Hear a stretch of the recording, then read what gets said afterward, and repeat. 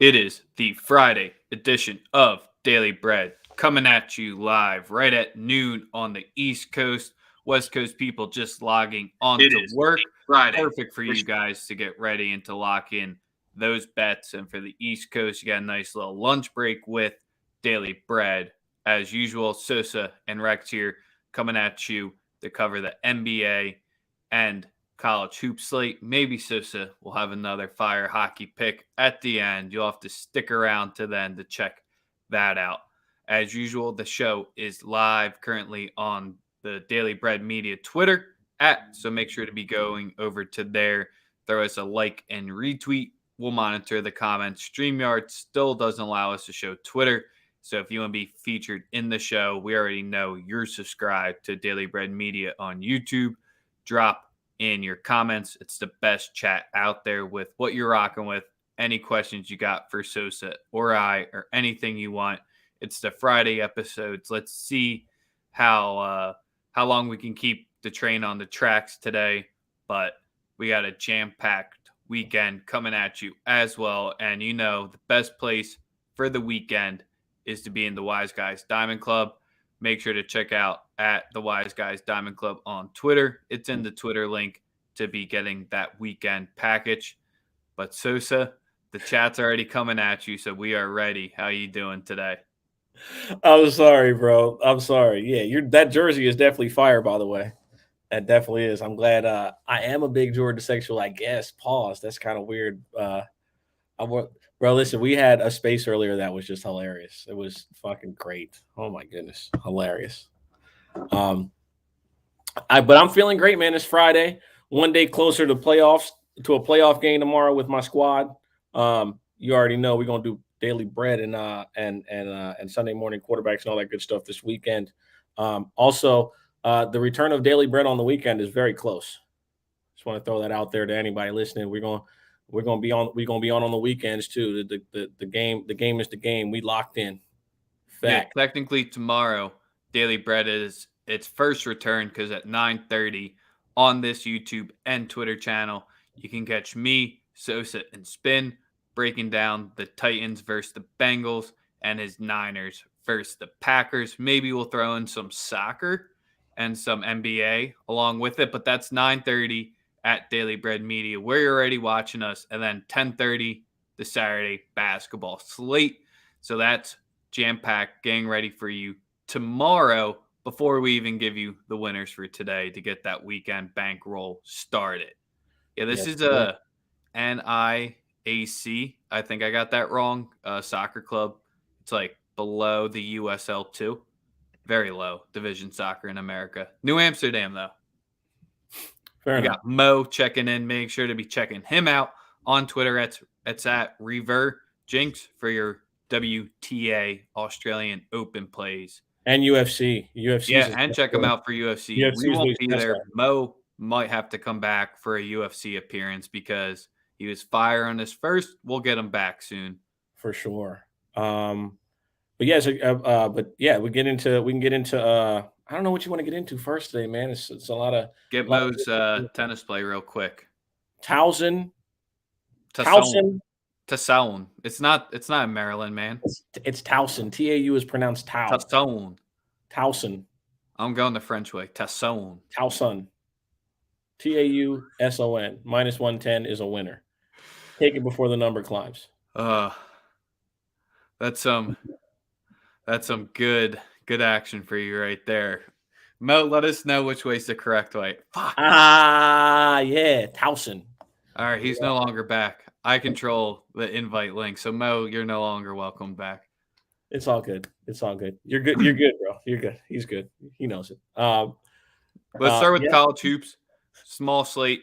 NBA, I know it's not the biggest slate as well, but there's really only 3 college basketball games worth speaking about. So we'll start with 9 p.m. one. So we had this line with Michigan State, Wisconsin open around 4 last night. We got it to the flat 3. So Wisconsin and Michigan State, they're saying on a neutral court, even each way. Total sitting at 139. The total might be interesting to me a little bit more than the spread, but it's still January, Sosa.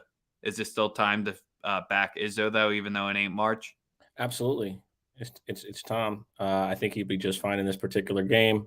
I love what Michigan State brings to the table as a team. I think that at the end of the year they'll be right there with just about everybody.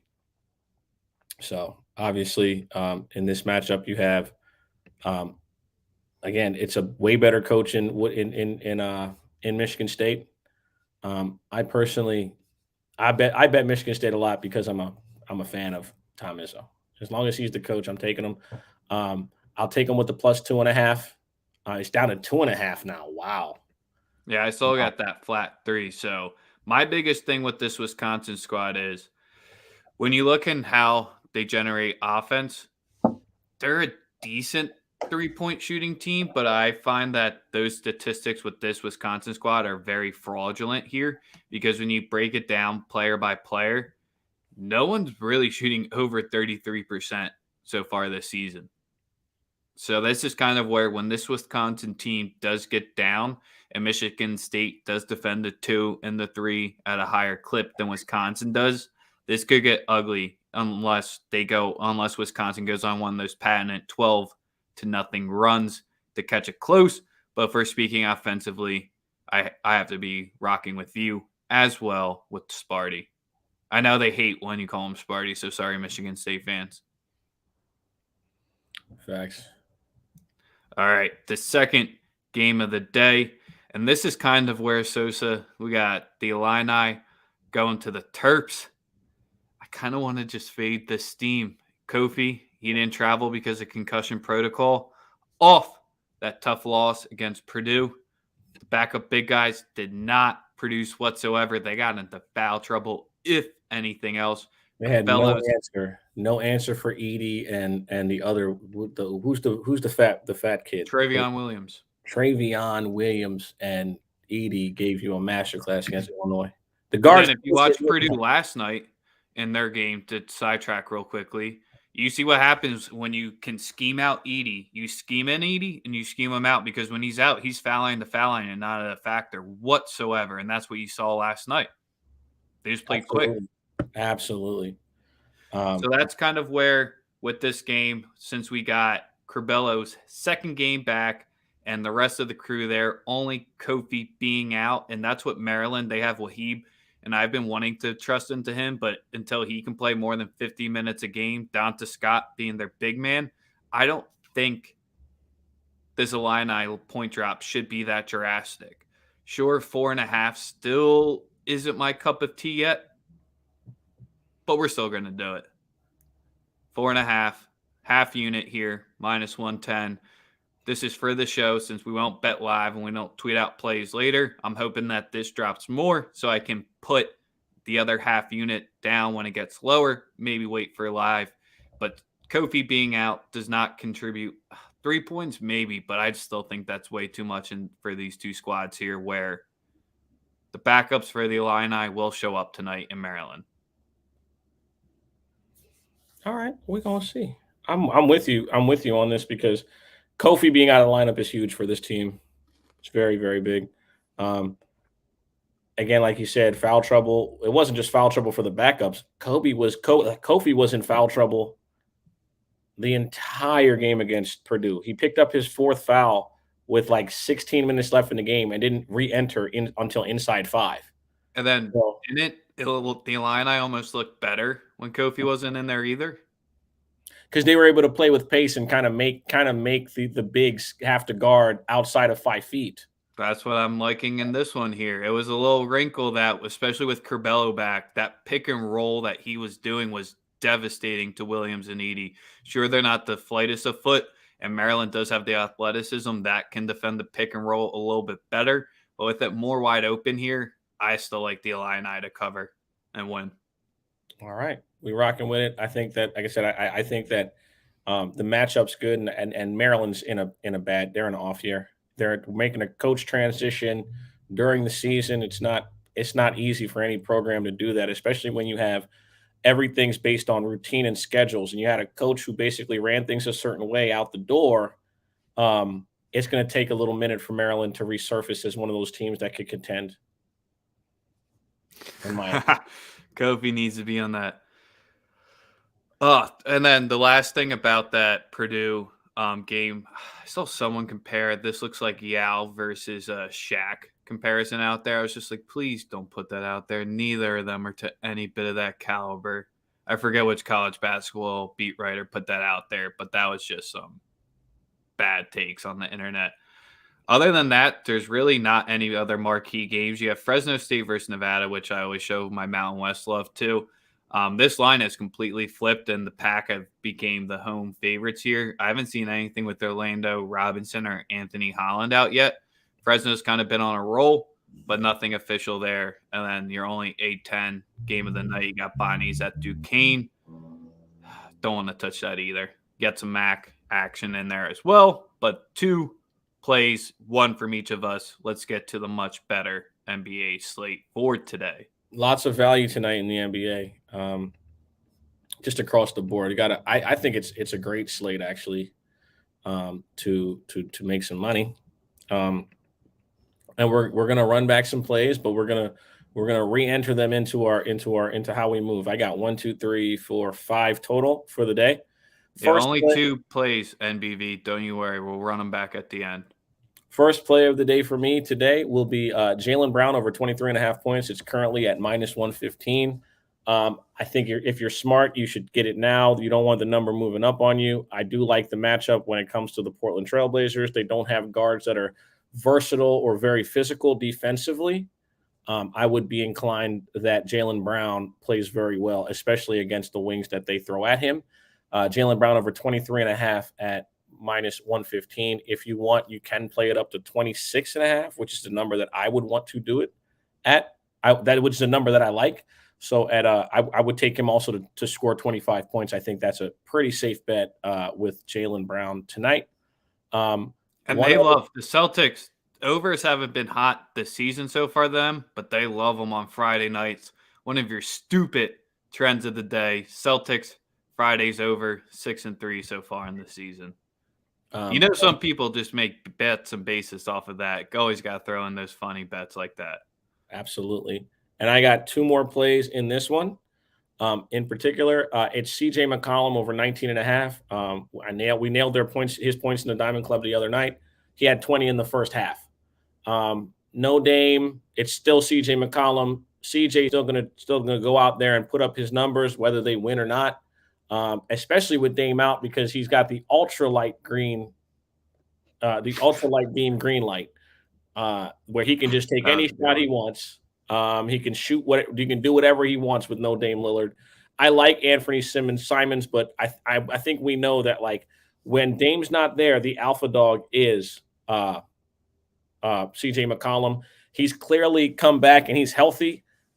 Just glad that he's been able to beat this bullshit with the collapsed lung after COVID. Like, he's had a rough season. He's had a rough 2 years, man. He missed 2.5 months last year with an ankle.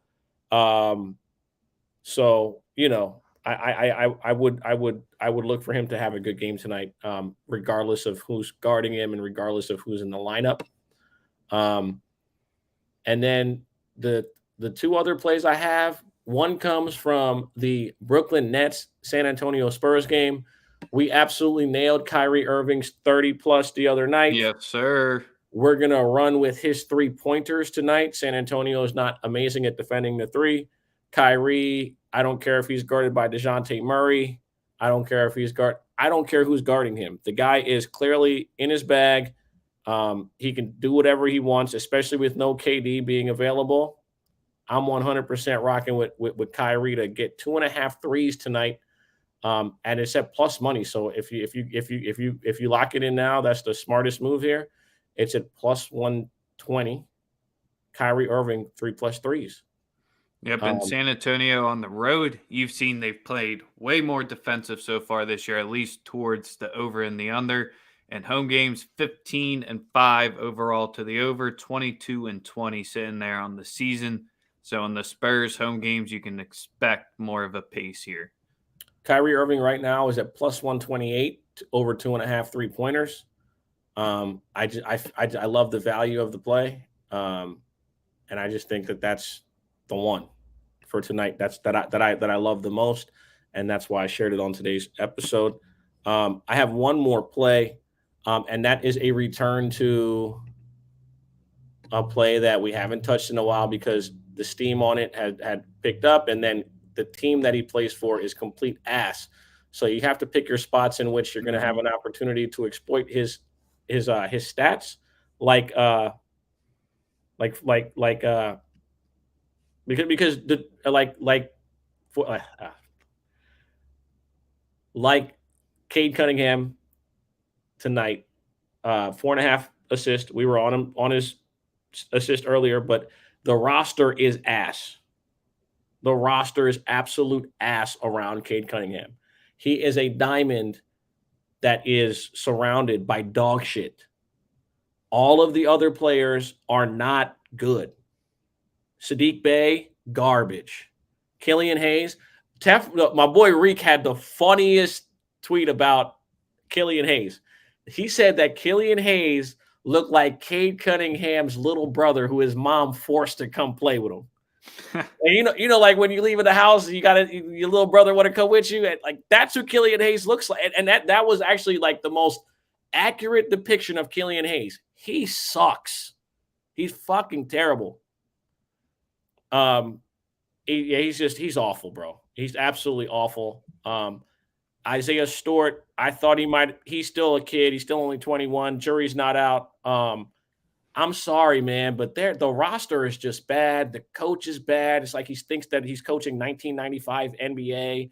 There's no pace. There's no direction. And then y'all are trying to lose. Here's the worst part, though, is that the Detroit Pistons are trying to tank in a year where they can't even get Imani Bates. Like, wouldn't you at least tank for the guy who's from your backyard? Yeah.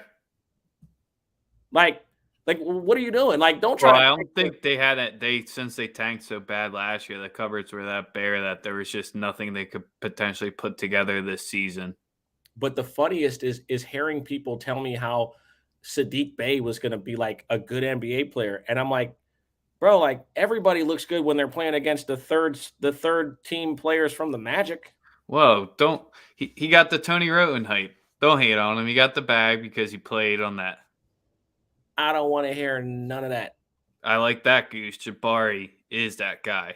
Jabari Smith is him. If you think there's a better college basketball prospect for the NBA right now, I urge you to shut the fuck up forever. All right, so back to spreads. One of I wouldn't say fishier lines here since it's tilted to Miami a little bit here, but the Heat have just owned the Hawks so far this season.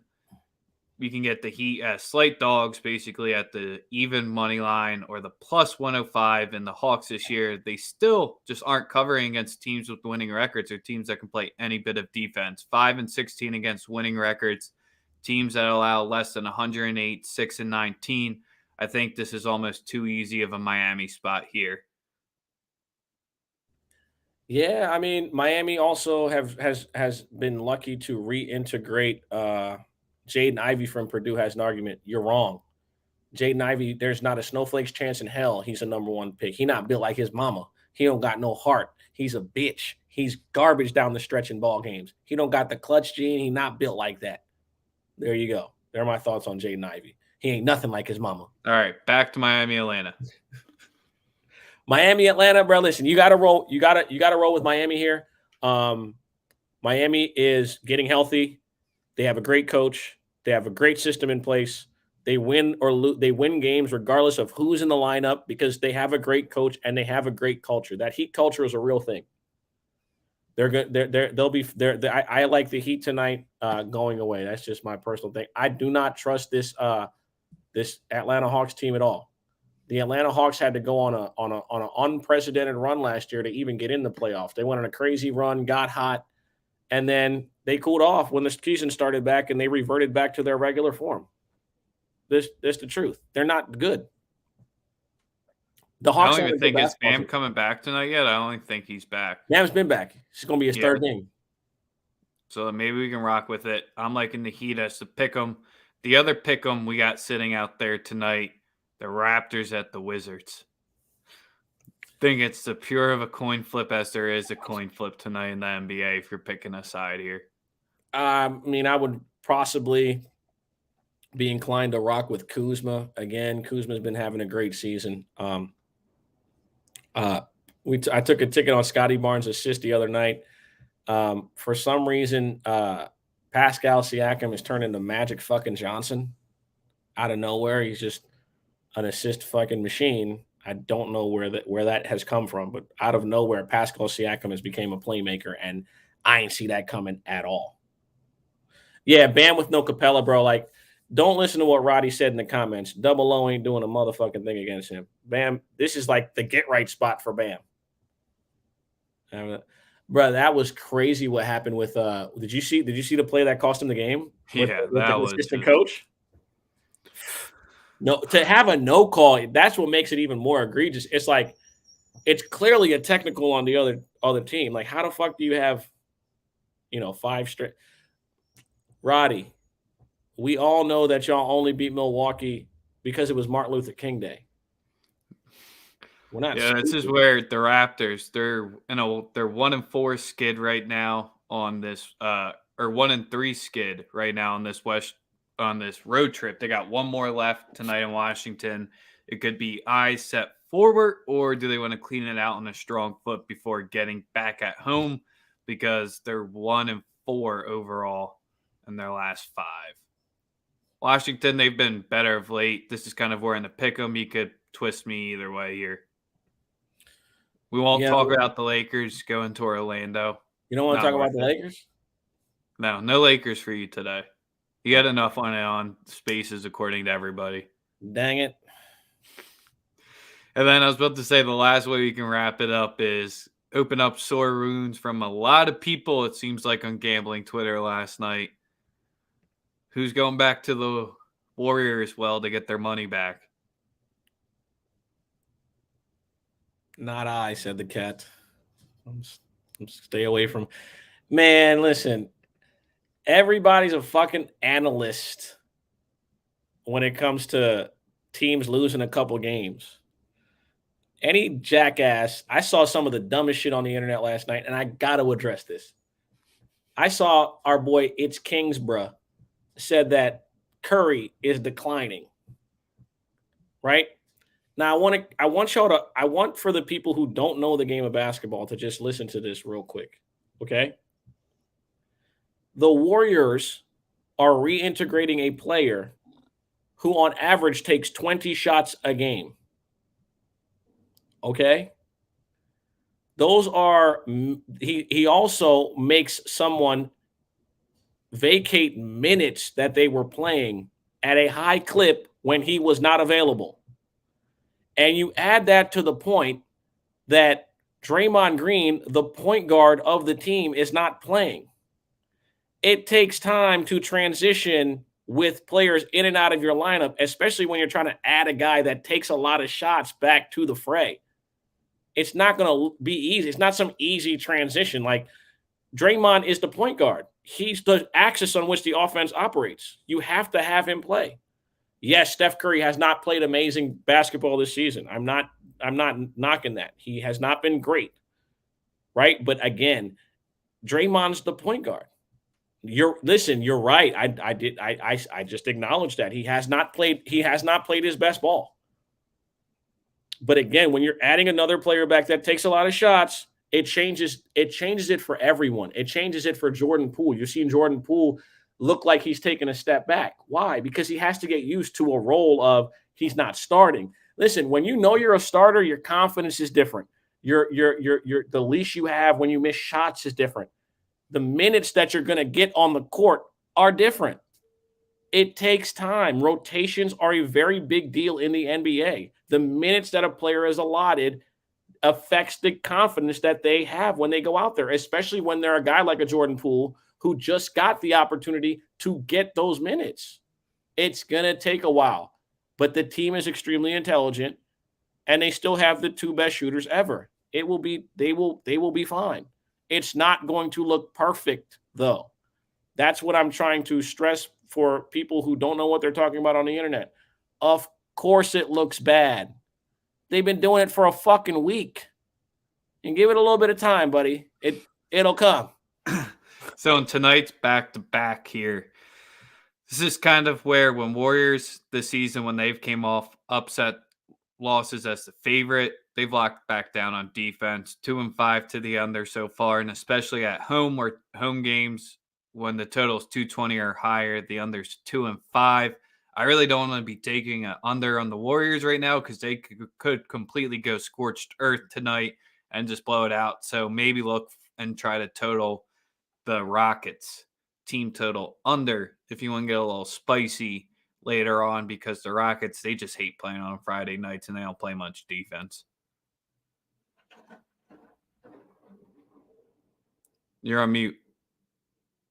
I personally would definitely love to I'll definitely probably rock still with the Warriors if I had to pick a side. I would pick them to cover because I don't expect them to play poorly like they did last night. Clay going 0 for 7 from 3 was just woof. No one saw that coming. And again, rotations.